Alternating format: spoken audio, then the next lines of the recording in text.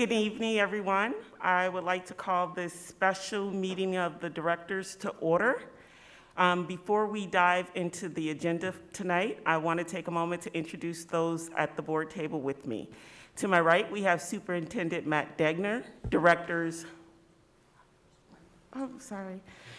I always struggle with, I'm like, wait, what? Directors Pilcher Hyatt, Eastham, ICA President Brady Shutt, Deputy Superintendent Chase Rainey to my left, directors, oh my gosh, I am so sorry. Directors Clausen, Finch, and Recording Secretary Kim Coven. Tonight, we will take a few minutes to hear from those who applied for our open vacancy for the board, replacing Sean Eystone. As a reminder, each applicant will have 4 minutes to address the board. A timer will be at the bottom of the screens on my left and right, so you can pace yourselves. We will call on those in the order in which we received applications. We do have 2 applicants who are unfortunately unable to make it tonight, and the very first person would have been Jonathan Goldsmith, so we'll move right on to the next person. Coben Erdahl, please use the mic if you don't mind, and feel free to correct me if I mispronounce your name. Thank you. Hello, my name is Coben Erdahl, and I want to thank the board for the opportunity to come speak to you here today. I was born in Iowa City, grew up on the east side, attending the old Hoover Elementary, followed by Southeast and City High. Then I moved away, all the way to the west side of Iowa City, attending the University of Iowa, where I got my engineering degree and also where I met my wife. We then found a home on the south side of Iowa City, where we chose to start our family. I stayed on for my master's degree, then got a job at UIHC, where I work as a cyclotron engineer at the PET Imaging Center. Jen and I have had a fantastic experience sending our 3 children to Alexander Elementary, watching as that school rose out of the cornfield behind our house and opening its doors the same day that our oldest son started kindergarten. We have since witnessed our neighborhood grow and blossom as more families moved in, and we've been really awed by the job that Principal Chris Gibson has done, along with the great teachers and hardworking staff, to build a safe, inclusive environment for the very diverse population of students and really creating something special at Alexander. I have a strong belief in public education, and I think that the goal of the district and of this board should be a top-notch and well-rounded education delivered to each and every child under its care. As a member of the board, I would recognize the hard work of the multiple teams employed by the district, educators, and administrators alike, who have dedicated their full-time careers to educating our youth. The board should support all those teams, listening to their needs and trusting their knowledge and expertise. Part of that listening involves the gathering of metrics and the trending of data, which are great ways to track the district in aggregate, but I think they also require scrutiny to make sure that the data are telling the story that we think they are. I'm an engineer, so I love to see certain numbers go up and other numbers drop lower, but I think it's important to recognize that only as part of the story of our district. Every student deserves that the board go beyond the numbers to reach out to their community and find ways that we can improve each educational experience, regardless of race, ethnicity, socioeconomic status, what language they speak, or special education needs they may have. Children in the minority groups in particular deserve that the board represent them, and our diverse community's future depends on it. I have not applied to fill this vacancy because of a single touch-point issue, but I come with an open mind and a desire to serve the city that I love, where I was lucky enough to grow up, where my wife and I chose to raise our own family. And I see a lot of progress in the district, even in just the last few years since our kids have been in school. I think the board has helped to drive this change, particularly in executing the long-term plan to improve the facilities and in weathering the storm of COVID. But as always, there's still more work to be done. I share, I think, some of the board's goals of expanding pre-K, closing the achievement gaps we know exist, and I would also support the arts and sciences and be interested at the secondary level in emphasizing civics and digital media literacy. So I want to thank you again for your time and for this opportunity to speak today, and wish you the best of luck in your decision. Thank you. Thank you, Coben. Next, we have Molly Abraham.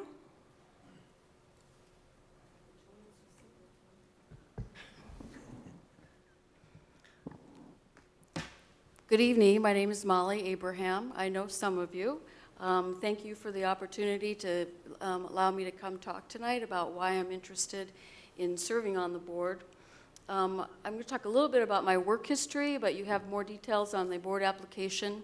I started in Iowa City for 18 years. I was a high school special ed teacher at West High School, working with a range of students. I learned a lot about barriers in our system at that point for students with IEPs, and I think we've come a long way since I started in 1984 doing that.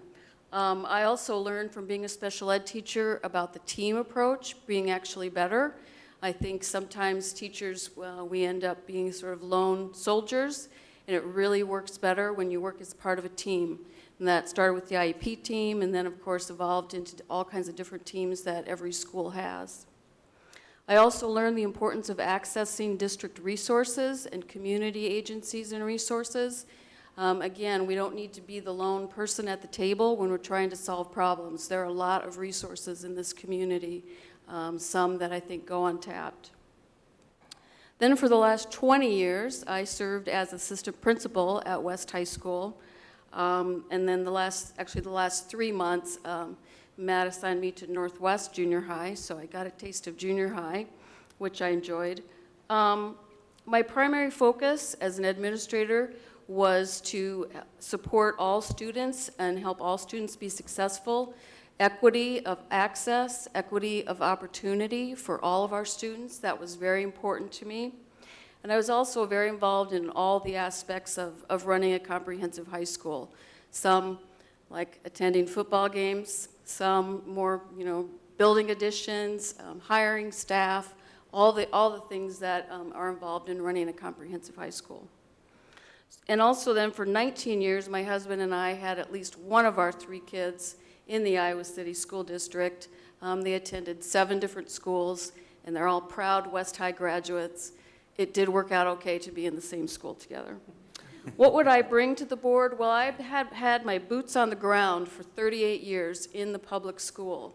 I think I have a good understanding of what teachers and staff and students and families need and want to be successful. Also, I think I would like to continue my commitment to the work of equity, equity of access, equity of opportunity for students with learning differences, for students of color, for students of low SES, for students of LGBTQ, all those students, everyone, we need to work harder to provide better equity of access for all those students. And I'm very committed to that work. 2 years ago, I started volunteering weekly at Shelter House and also weekly at Houses into Homes. And I think that experience has heightened my awareness of homelessness in this area, in our community. And I think that's a good perspective I could also bring to the board. Finally, why do I want to be on the Iowa City Community School District School Board? And maybe that's a question you've asked yourselves a time or two. I know there are many issues facing the board, probably none as important as equity, but we also have increased mental health needs, moving our 6th graders to the junior high. There are many, many issues. And for 38 years, I've worked on those same issues, and I'd like to continue that work from a different vantage point. I've developed pretty thick skin over the years, and I think that's probably useful too. And I would really look forward to working with you if I'm selected for the open seat. Thank you, Molly. The next person would have been Guillermo Morales, but unfortunately he is traveling and unable to be here tonight, so we'll move on to Mitch Lingo.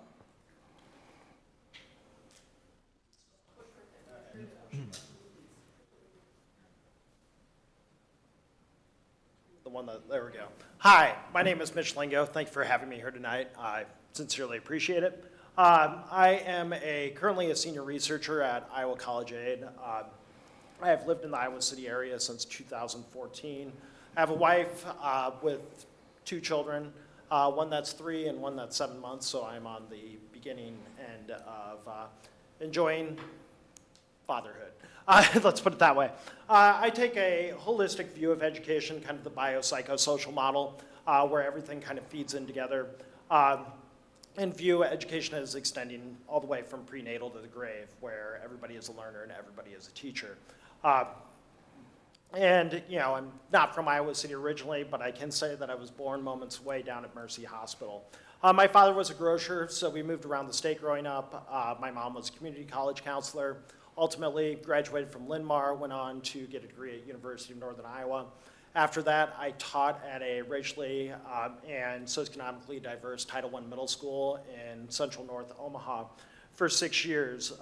Alongside teaching, I sat as a faculty representative across multiple district level committees and implementing things such as standard-based grading, grading for learning, picking the norm and criterion based reference testing. So I have had the experience of working with administrators, parents, other teachers, and people from the University of Nebraska, Omaha through that time period. And then also as a school teacher, I sat as a board representative at the Omaha Education Association, which was the teachers union for the Omaha Public Schools. Ultimately, I left Omaha, but not before receiving a master's degree in secondary education with an emphasis in urban schools, and came to the University of Iowa, where I started my PhD program in educational policy and leadership studies. Did my 6 years, graduated in 2020 in the height of the pandemic, and took a job working remote with Penn State University. A lot of my research has been on various topics such as parenting logics, educational stratification, and I have transitioned more so over to the high school to college pipeline, along with state aid-based programs, so merit-based aid, things like that, need-based aid. My PhD training, along with my postdoc, taught me various skills on how to analyze and process data, and that's kind of what my background is in. Not only that, but it has left me with an ability to review journal articles, looking at semi-causal, causal relationships, picking out what is going on, seeing if the procedures are actually matching with the outcomes. Then that is kind of what my topic of focus right now is with my current job, is looking at enrollment patterns across high schools and colleges. And most of all, one of the big issues for coming here and running for this position is to continue to improve educational outcomes among Iowa City students. Thank you. Thank you, Mitch. And lastly, we'll have Jonathan Ron. Hi, everyone. Thank you for having us today for this conversation introduction. My name is Jonathan Ron. I'm currently the Eastern Iowa Airport Public Safety Commander in charge of law enforcement and fire at the airport. I've been living in Iowa City for the last 7 years. I have 2 kids in the public schools, both at Hoover Elementary. One is at 6th grade, one is 2nd. My oldest daughter in 6th grade has been on IEP since day one due to autism and intellectual disability, which gave us a good experience of involvement with the schools over the years, understanding some of the needs and some of the deficiencies, especially over the last 3 years and with COVID, where we found that not everything fits everybody in the school system, and we had to strongly advocate through the school, both me and my wife, in order to get those school kids back as soon as possible because they really needed it. I believe that I believe in the public school system, first of all. I think that all kids and staff should have a safe and secure environment to come and grow and learn, on both ends, regardless of race, ethnicity, gender, or beliefs, or religion beliefs, or anything of that sort, where there should be an open conversation. Kids should be empowered wherever they can, and should be given the tools to succeed in whatever way they need it, and find alternatives to those who need it in different ways, and those who excel in certain things, we should work on that as well. So we should adjust whatever the kids' art needs are in order to make them succeed. I would like to be on the board due to these beliefs. I think it's important for us to steer the education of our kids. They are their future, obviously.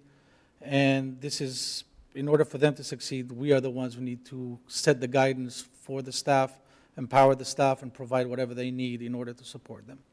Thank you very much. Thank you. And again, thank you to all of you for applying and taking the time out of your, I'm sure, busy schedules to join us tonight.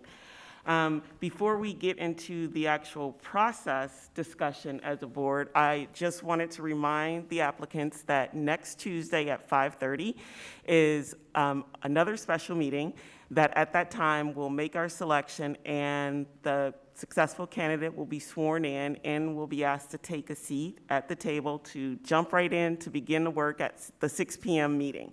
So if possible, we are asking, we are not sure we can have enough computers sort of up and ready to go. If you wouldn't mind bringing your personal laptop for that first night, we would have logins for every applicant, because we don't know who will be the successful one, to get into our board docs, but just to make sure that you're able to get the work done. If you wouldn't mind bringing that, if that will be a problem, please communicate with Kim and we can try and figure something out. So on with that, we'll talk about the process for appointment. As we discussed, we will use a rank choice voting paper ballot, and directors will have the option of voting for 1 up to 3 of the applicants. The first choice would receive 3 points, the second choice would receive 2, and the third will receive 1 point. The applicant with the highest tally would be the person selected to fill the vacancies. Directors do not need to vote for 3 people. They can vote for any number between 1 and 3. I think what we need to decide on if we will have open voting based on all 6 applicants, or if we want to first start with the nomination system and reduce that pool down to probably 3, and then move on from there with the ranked choice voting. So that's the topic of discussion for tonight. If we all want to see nominations first or ranked choice from the 6 applicants.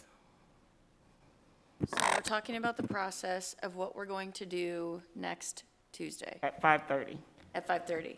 And so if the candidates don't want to sit here and watch this, they certainly don't need to, but of course you're welcome to. Yes. All right. And so just to make sure, we're talking about whether or not at 5:30 a week from now, we go through a process where I would nominate person X, and if someone else seconds that nomination, then, Did we do a second? There's no second needed, no. We Okay. didn't do, yeah. so you can nominate someone and potentially nominate, everyone will be nominated, depending on how it works. It could be.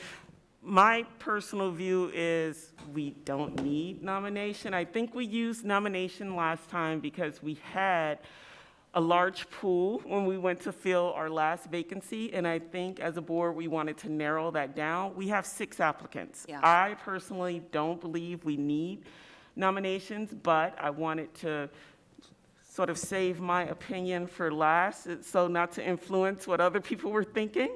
I agree with this number of applicants. I am fine with us not having nominations. I agree with that too, and you did not influence me. Okay. I think that's- In an uninfluenced way. We had more than 6 applicants last time, but then we had 6 nominations, and so that's why we went to ranked choice. So I think the nice thing about the ranked choice is it builds in that flexibility. So I would agree that I don't think we need nominations. And just a quick question about the two that were unable to be here tonight. Will they have an opportunity at the next meeting to speak, or was this the only No, time? this was the only opportunity. Those two individuals were told, and I believe they wrote to the board, but this was the only public opportunity for them to speak. Fine, just curious. Thanks. All right, well, if there's no questions about the process, and I don't know if the applicants have any questions about the process or next week meeting. Charlie? I was just thinking about the discussion at the next meeting from among the board members, among us at least anyway. And I know my tendency in situations like this would be to withhold or carve my thoughts in a way that mostly confuses me and probably everyone else too. So I'm just trying to suggest that at least anyway that if we have if you have an opinion or if you have a thought about some candidate, please, I hope you'll tell me, and I'll try to tell you too why I think this person would be a good choice. This person maybe it wouldn't work out.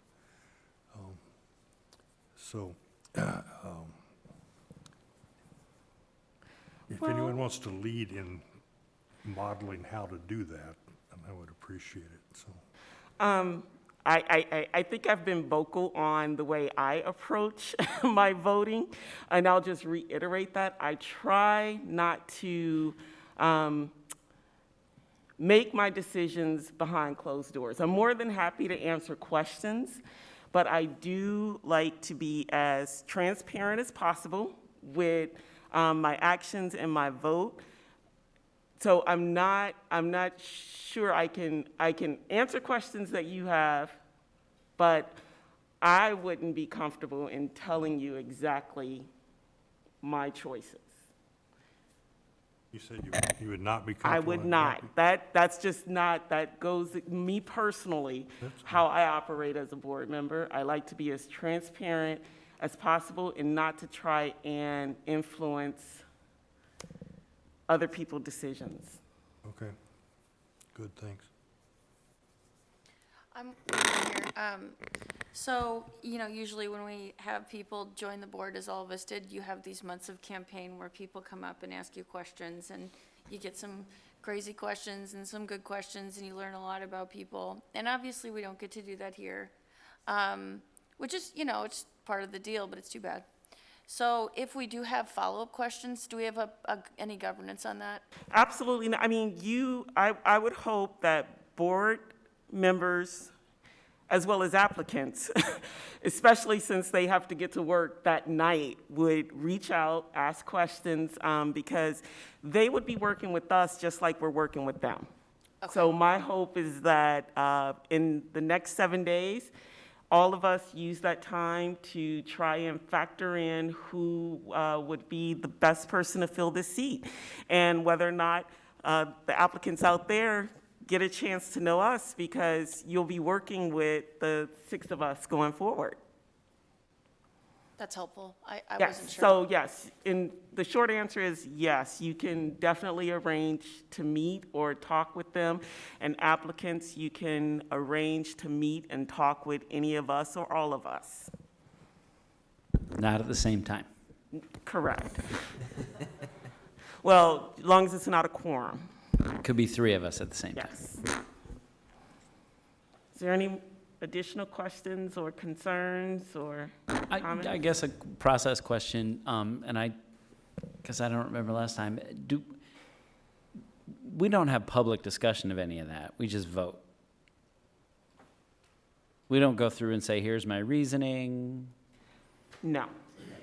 Because when we elect officers, it's like, you can't, or they say it's inappropriate. You can talk about why, sort of the positives about why that person, I Okay. believe. But Kim and I can double check. I think I listened to the recording of the last time we did this, and it was just straight nominations. Yeah. And then to the Okay. vote, there was no. So That's it's what I thought. not, That's what I thought. Okay. So it So we're- really will be, So we're looking Election. at not having any discussion about who we're going to vote for that night. Is that what you're saying? not on Tuesday, no. So all my concerns are moot, is that right? No, what I'm saying is, if you have concerns and want to talk those through with individual board members, I definitely encourage that. Okay, okay. But not at the Tuesday night meeting, is that correct? Not at Tuesday night meeting, no. Tuesday night meeting, we have 30 minutes to make the selection, get that person sworn in, get them up at the board table, maybe give them a break so they can catch their breath, and then we call the next meeting to order at 6 p.m. Right. And just so the applicants know, that's really, really fast, but it's really fast when you get elected too. You're on the next board meeting, so there's really no time to learn. It's learning, I mean, you just learn as you go. That is part of the gig. But again, we're all more than happy to discuss any questions or concerns you have before Tuesday. I don't know if any of you have questions tonight that we can maybe answer before I adjourn. All right. Is there a motion to adjourn? So moved? Is there a second? Second. All those in favor? Aye. Meeting is adjourned. Thank you so much, and I'll see you all Tuesday night.